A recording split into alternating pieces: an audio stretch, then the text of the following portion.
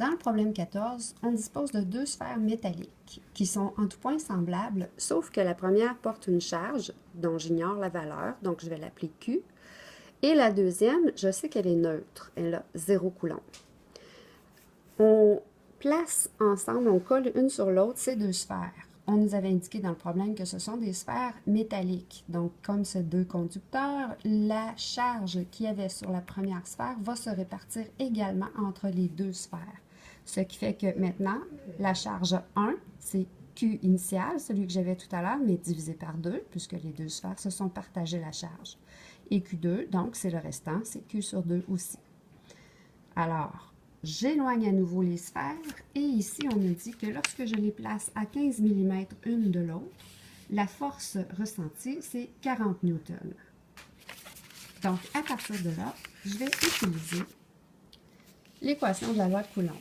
Parce que ici, j'étudie donc une force entre deux objets chargés. L'équation de la loi de Coulomb, c'est F est égal à K, Q1, Q2 sur D au carré. Et ici, j'ai déjà décidé que Q1 et Q2 étaient égales et que c'était la charge initiale divisée par 2. Alors, je cherche la charge Q, donc je vais l'isoler dans ma formule ici.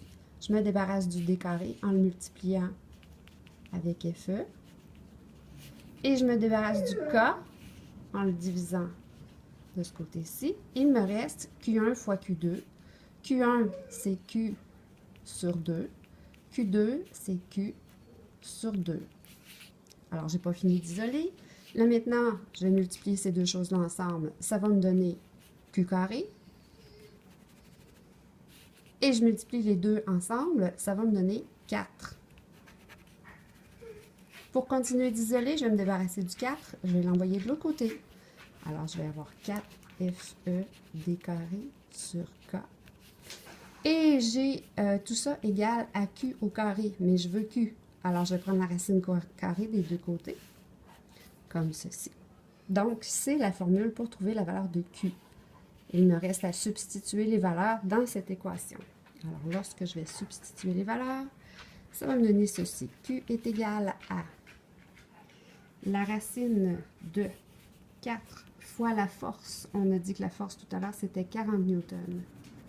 Fois la distance au carré. On a dit que la distance, c'était 15 mm.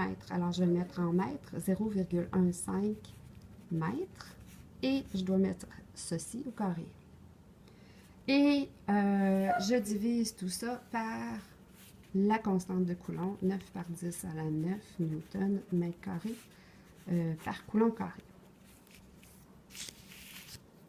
Voilà. Alors, pour la résolution, je vais résoudre l'exposant 2.